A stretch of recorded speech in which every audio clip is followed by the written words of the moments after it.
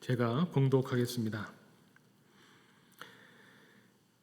또한 제자들에게 이르시되 어떤 부자에게 청지기가 있는데 그가 주인의 소유를 낭비한다는 말이 그 주인에게 들린지라. 주인이 그를 불러 이르되 내가 내게 대하여 들은 이 말이 어찌 됨이냐. 내가 보던 일을 셈하라. 청지기 직무를 계속하지 못하리라 하니 청지기가 속으로 이르되 주인이 내 직분을 빼앗으니 내가 무엇을 할까. 땅을 파자니 힘이 없고 빌어먹자니 부끄럽구나. 내가 할 일을 알았도다.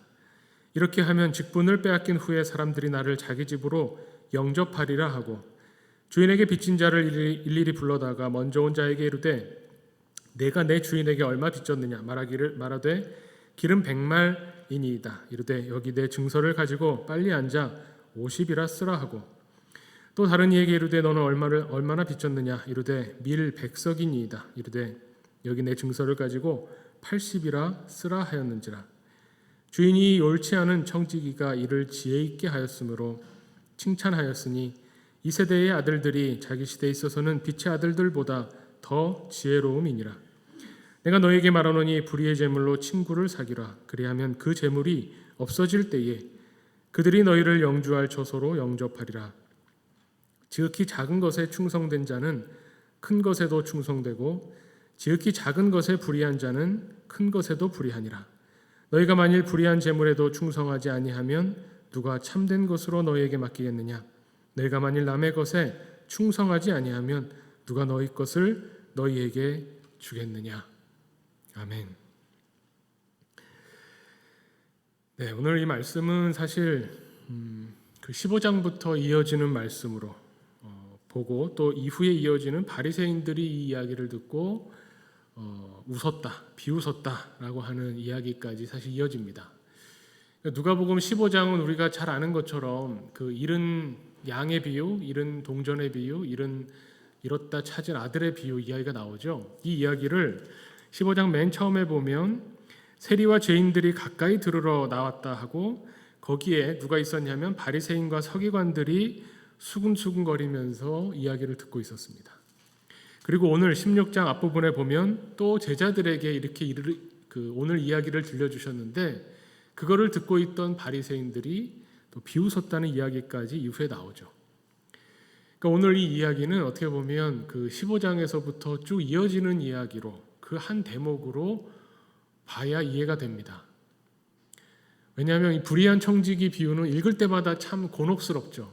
아니 불의한 재물을 가지고 친구를 사겨라 이렇게 말씀하시고 그러면서 또 작은 것에 충성돼야 큰 것에도 충성된다.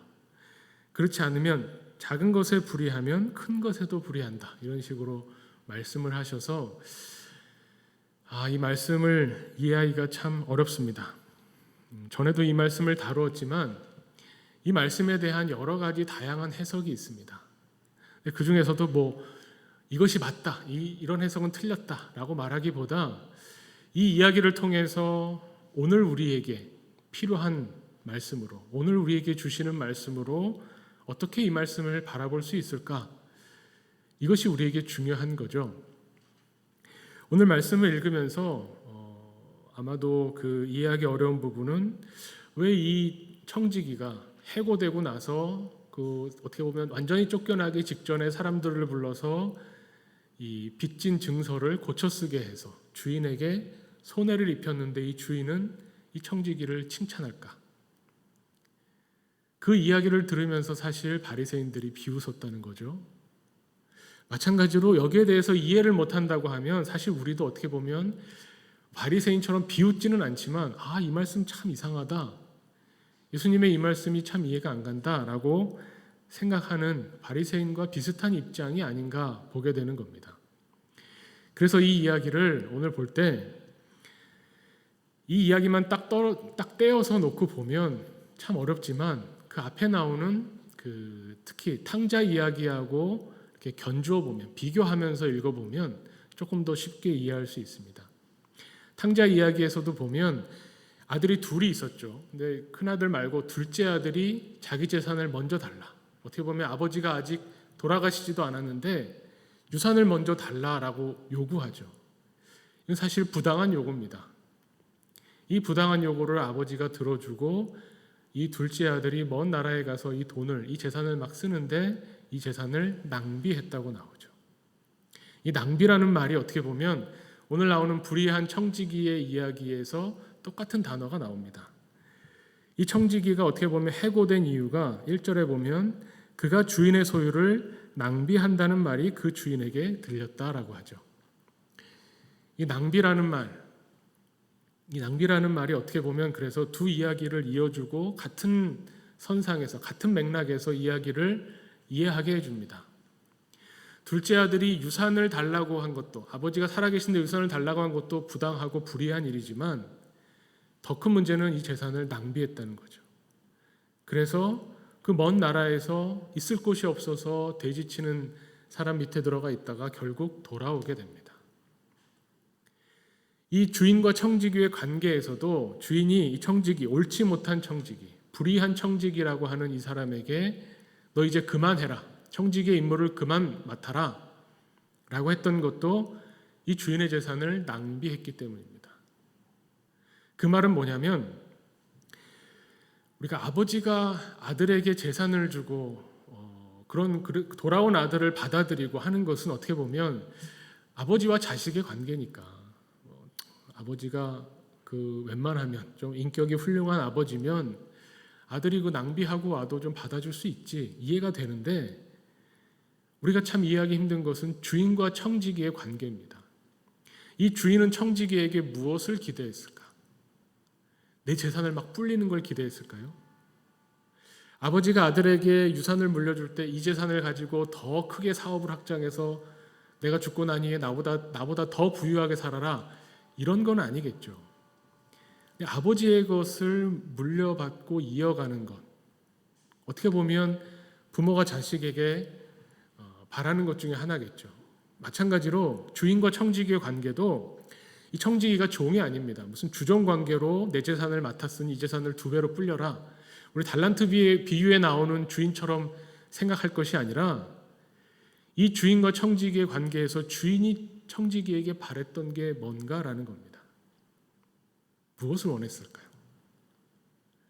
재산 불리는 거는 확실히 아닙니다. 왜냐하면 오히려 재산을 축냈는데 지혜롭게 행했다고 칭찬하잖아요. 주인이 싫었던 것은 이 재산을 낭비하는 겁니다. 쓸데없는 데에 쓰는 겁니다. 쓸데 있는 데에 썼다면 괜찮은 거죠. 그래서 어떻게 보면 이 주인이 이 청지기를 쫓아내고 청지기가 행한 행동을 들었을 때 칭찬했던 것, 이걸 보면 자기 재산도 아닌데 막 빚을 막 깎아주면서 사람들에게 어떤 선행을 베풀고 은혜를 베풀었다고 하는 것, 그래서 그 사람들과 관계를 맺고 자기가 어려울 때 도울 사람들을 만들었다고 하는 것, 그것을 주인은 좋아하는 겁니다. 내 재산이 축나는 것에 별로 개의치 않는 거죠. 바로 그 부분에서 바리새인과 이 주인이 다른 점입니다. 바리새인이 그걸 이해 못했기 때문에 비웃은 거예요. 그런데 또 이해 못하는 사람이 하나 있죠. 탕자 비유에서 맏아들, 이 맏아들도 사실 아버지를 이해하지 못했습니다. 아니, 재산을 낭비하고 온 이 아들을 왜 받아주십니까? 나는 아버지 재산을 낭비하지 않고 아버지 재산을 착실하게 이어받아서 어떻게 보면 아버지 재산을 정말 불려가고 있는데 왜 나한테는, 내 친구들한테는 양새끼 한 마리도 안 잡아주면서, 그러면서 저 재산을 낭비한 저 둘째 아들에게 잔치를 베푸십니까? 이 맏아들의 이야기나 바리새인이 비웃는 거나 우리가 이해 못하는 거나 사실 같은 선상에 있는 거죠. 이 이야기는, 예수님이 들려주시는 이 이야기는 어떻게 보면 하나님의 나라에 관한 거죠. 하나님의 통치하심, 하나님의 마음, 하나님의 뜻이 어디 있는가를 우리에게 가르쳐 주시는데 우리가 참 이해하기가 어렵다는 겁니다. 우리에게는 뭐가 중요하냐? 옳은 것이 중요하고 내가 보기에 정당하다고 생각하는 것, 하나님의 뜻이 중요한 게 아니라, 아니 이거는 불의한 일 아닙니까? 부당한 일 아닙니까? 옳지 못한 일 아닙니까? 라고 내가 여기는 것에 있어서 내 주장을 굽히지 않으면 이 맏아들처럼 되고 바리새인처럼 된다는 거죠. 예수님의 이야기에서 진짜 중요한 것은 아버지의 마음이고 진짜 중요한 것은 이 청지기를 대하는 주인의 마음입니다. 그런 면에서 우리도 비슷한 점이 있는 거죠. 우리가 생각할 때 어떤 사람이 천국에 가야 될까요? 경건한 사람, 주일마다 빠지지 않고 예배 나오고 교회 열심히 다니고 성실하고 세상에서 말하는 허랑방탕한 생활을 하지 않고 뭐 그런 사람, 깨끗하게 살고 도덕적으로도 흠잡을 데가 없고 훌륭한 인격, 고매한 인격을 가지고 많은 사람을 돕고 교회에 봉사하고 헌신하고 자기 일에 성실하고 틀렸다는 말이 아닙니다. 그런데 그것만을 주장한다면 내가 생각하는 올바름, 내가 생각하는 참된 그리스도인의 모습이 맞다라고 이것만 주장한다면 더 중요한 하나님의 뜻이 어디 있는가를 자꾸 놓치게 된다는 겁니다. 마다들처럼, 바리새인처럼. 결국 오늘 이 불의한 청지기라고 우리가 보통 이야기하는 이 비유 이야기에서 중요한 것은 이 주인은, 이 청지기가 이렇게 해서라도 어떻게 보면 주인의 뒤를 이어서, 저는 그렇게까지 생각합니다. 앞에 나오는 아버지와 아들이 자연스럽게 아들이 아버지의 것을 물려받듯이 이 주인이 가지고 있는 재산과 사업들을, 청지기라는 사람은 재산 관리를 맡기는 사람이잖아요. 맡겼다는 거죠. 이어받아서 해나가는데 거기서 중요한 것은 관계 맺음이라는 거죠. 그것은 주인과 청지기의 관계뿐만 아니라 청지기와 또 이 주인의 재산에 관계된 사람들, 빚진 사람들, 그 사람들과의 관계를 잘 풀어나가고 이어나가고 함께 해나가기를 바랬던 이 주인의 마음, 이것을 헤아리는 데에 핵심이 있다는 겁니다. 그렇게 생각하면 구절이 조금 이해가 됩니다. 불의의 재물로 친구를 사기라. 그리하면 그 재물이 없어질 때에 그들이 너희를 영주할 처소로 영접하리라. 이게 무슨 말인가 하면서 왜 불의한 재물로 친구를 사기라고 말하나? 불의한 재물, 뭐 나쁜 재물이라도 사람 많이 사겨 놓으면 된다는 얘기인가? 은혜를 베풀면 되고 뭐 좋지 않은 방법으로 돈을 벌어도 그냥 구제하면 괜찮다는 얘기인가? 그런 말이 아니라 우리가 자꾸 여기에서 불의한 재물이라는, 불의한이라는 단어가 자꾸 눈에 거슬려서 불의한에 꽂히게 되는데, 한번 이 말씀을 놓고 생각해 보죠. 상상을 해보는 겁니다. 어쨌든 불의한 재물이든 뭐든 재물을 가지고 어떤 사람들에게 막 베풀었어요. 여기 나와 있는 것처럼 친구를 막 사귀었어요. 내가 한번 덕 쏠게, 내가 맛있는 거 사줄게, 이러면서 돈 필요해, 내가 돈 빌려줄게, 이러면서 친구를 막 사귀었어요. 그런데 그 재물이 없어질 때에는 어떻게 될까요? 우리 보통 사회에서도 그러지 않습니까?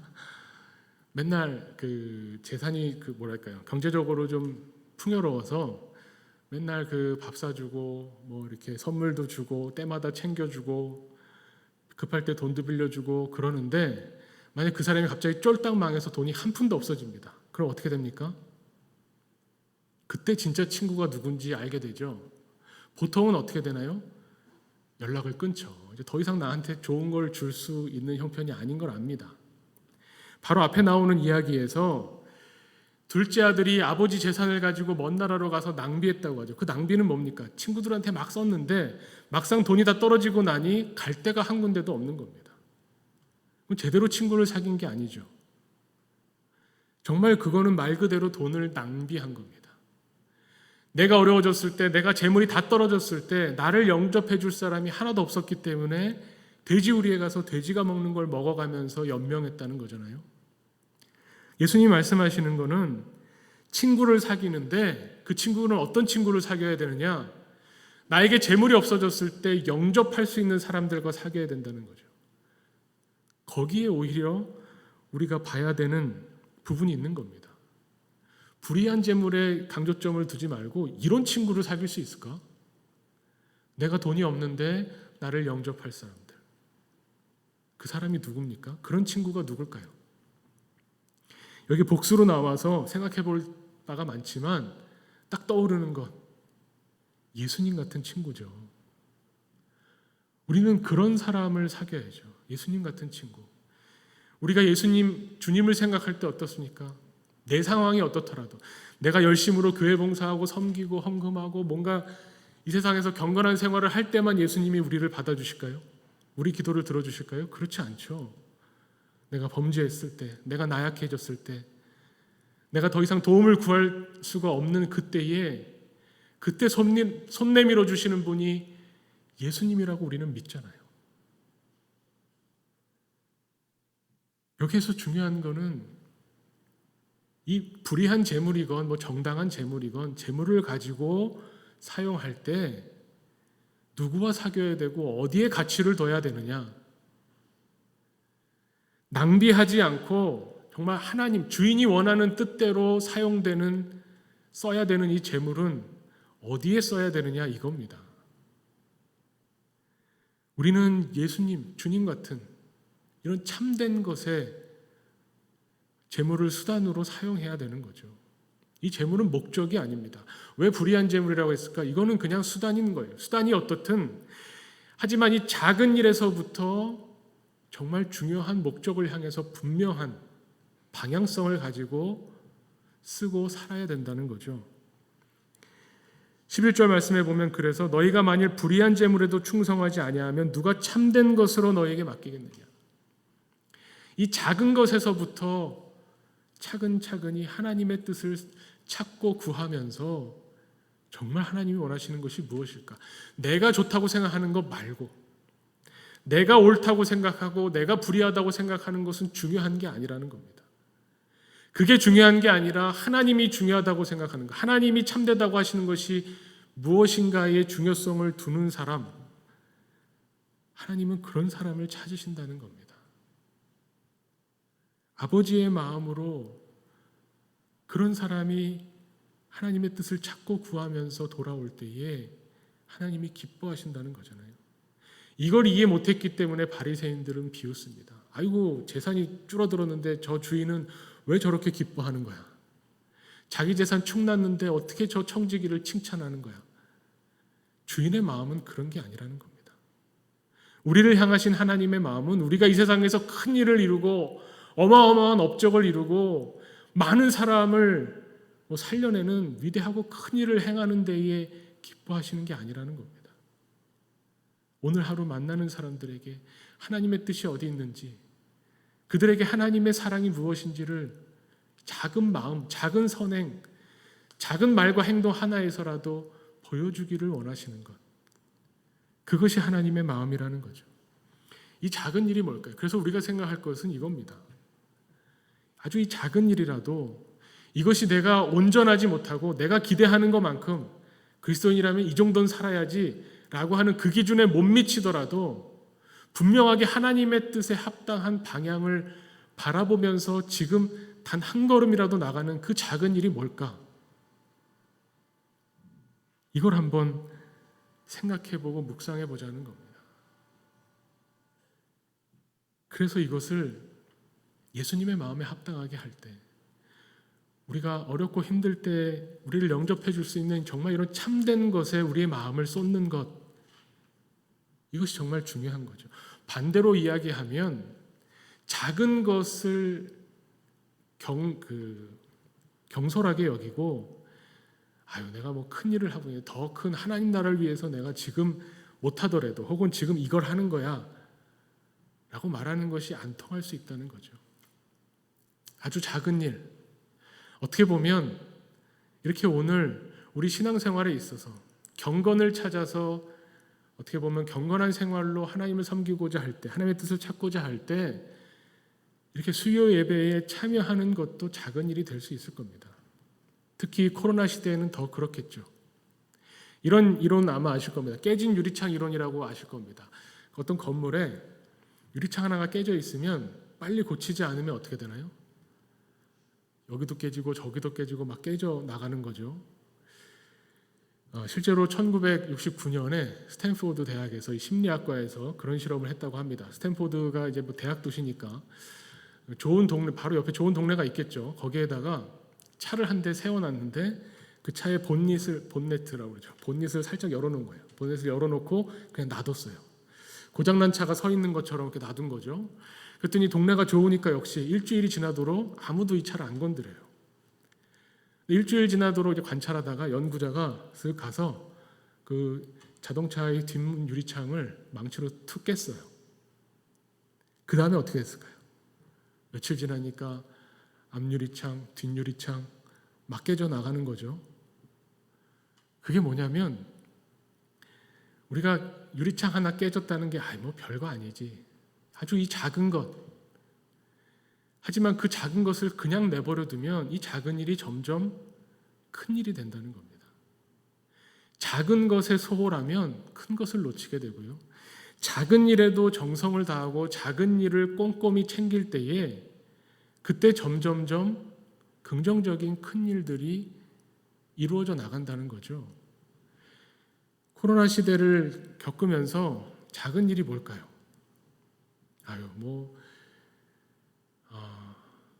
그런 거죠. 몸이 안 좋진 않지만, 몸이 안 좋으면 정말 나오면 안 되지만, 오늘은 좀 늦잠 잤으니, 몸이 좀 피곤하니, 오늘은 그냥 온라인 예배 드릴까? 이런 마음을 한두 번은 먹을 수 있겠죠. 제가 평소에 그렇게 막 반드시 우리 현장에 모여서 예배 드려야 됩니다 이렇게 강조하진 않지만, 제가 우리 교우들 한 사람 한 사람의 전에 말씀드린 것처럼 각자의 형편을 살피고 가장 안전한 방법을 찾고 또 신앙의 양심에 따라서 행동해 달라고 말씀드리지만, 아주 이 작은 일, 그냥 오늘은 온라인 예배로 드려보자. 그러다가 시간이 깜빡 지나가면 그럼 다음에 그냥 녹화된 설교를 보자. 이거를 그냥 내버려 두면 일이 점점점 커져간다는 것을 코로나 시대에 우리가 경험했습니다. 교우들 보러 뭐라고 하는 게 아니라 저도 그렇습니다. 별거 아닌 일 같이 이 작은 일을 그냥 놔두면 이 작은 일이 자꾸 커지는 것을 경험하게 됩니다. 빨리 끊어야죠. 오늘 말씀처럼 10절의 말씀처럼 지극히 작은 것에 충성되게 하면, 제가 그렇다고 몸이 아픈데도 불구하고 현장 예배 나오시라는 말씀은 아니지만, 예배 한 번 한 번을 드릴 때 정말 귀하고 소중하게, 다음번에 이 예배를 정말 드릴 수 있을지 없을지 우리는 알 수 없는 그런 시대를 살아갑니다. 다음 주에, 이번 주에 못 드리면 다음 주에 드리면 되지, 정말로 그럴 수 없다는 걸 우리가 실제로 체험하게 됩니다. 저도 예배 한 번을 드릴 때마다, 말씀 한 번을 준비할 때마다 이게 내 마지막 말씀 설교일지도 모른다는 생각을 하면서 사는 게 이 코로나 시대에 살아가는 자세죠. 이 작은 것에 소홀히 하지 않는 것, 하나님의 뜻이 어디 있는지 매번 찾고 구하는 것, 내가 괜찮다, 내가 옳다, 이것이 맞다라고 생각하는 나하고 타협하는 그거 말고, 성경에서 말씀하고 있고 우리가 기도할 때마다 우리 마음을 올리고 있는 하나님의 뜻이 어디 있는가를 계속 찾고 구하는 것, 이것이 우리에게 있어서 이 작은 것에 충성하는 겁니다. 사도 바울이 디모데전서 4장 7절에 지난 주일에 제가 이 바울이 디모데에게, 특히 에베소에서 목회하고 있는 디모데에게 쓴 편지라고 말씀드렸죠. 허탄한 신화, 여러 가지 시대 정신에 당시에 이 도시에 휩싸여 있는 사람들과 함께 더불어 살며 목회해야 되는, 그리스도인으로 살아야 되는 이 디모데에게 4장 7절에 이렇게 말씀합니다. 망령되고 허탄한 신화를 버리고 경건에 이르도록 내 자신을 연단하라. 여기서 말하는 경건이 뭡니까? 경건의 훈련, 특별한 시간을 가져야 되고 매일마다 내가 특별히 시간을 쪼개서 큐티하고 기도하고, 물론 그것도 있지만 더 나아가서 경건은 일상생활 속에서 흔들리지 않는 겁니다. 어떤 상황에서도 중심을 잃지 않고 마음이 항상 하나님의 뜻을 찾고 구하는 겁니다. 내가 비록 부족하고 모자랄지라도, 불의한 재물밖에 없다고 여겨질지라도, 나에게 아무것도 남지 않았을 때 나를 영접해 줄 그 참된 것에 마음을 쏟고 친구를 사귀려고 하는, 관계 맺으려고 하는, 하나님과의 바른 관계로 그 마음을 가지고 이웃들을 살피려고 하는 이런 태도를 갖는 것, 이것이 경건이죠. 혼자 있는 순간에도 아무도 안 보고 있는 그런 예배 시간 우리 경험하죠. 온라인 예배를 드리는데 옆에 있는 누가 제가 보는 것도 아니고 옆에 있는 교우가 보는 것도 아니고 뭐 굳이 옷을 다 차려입고 앉아 있을 필요도 없지만 누가 보던 보지 않던 흔들리지 않고 하나님을 향해서 마음의 중심을 쏟는 것, 그것이 경건입니다. 거기서부터 시작하는 겁니다. 그러면서 우리의 마음이 하나님께로 향하고 주님과 함께 하게 되면 자연스럽게 고통받고 있는 이웃들로 우리의 마음이 향하게 될 겁니다. 아무리 작은 일이라도 그러면서 우리가 뭐 대단한 큰 일을 하면서 이웃들을 먹여 살릴 수는 없잖아요. 그렇지만 지금 내가 할 수 있는 이 작은 일을 꾸준히 해 나가는 것, 여기에 마음을 쏟는 것, 이걸 통해서 많은 일들이 변한다는 것을 우리가 보게 됩니다. 오늘 말씀처럼 하나님을 향해서 어떠한 일이어도 지극히 작은 것에 충성된 자로 그렇게 한 걸음 한 걸음을 내딛는 것이 큰 것에도 충성된 사람으로 우리를 인도합니다. 불의한 재물에도 충성하지 않는다면, 우리가 부족한 상태에서도 하나님의 뜻을 찾고 구하지 않는다면 언제 온전해져서 하나님의 뜻을 찾겠습니까? 점점 우리가 이 과정에 있다면, 하나님의 사람으로 완성되어 가는 과정에 있다면 점점 우리는 참된 것을 향해 나갈 수 있을 겁니다.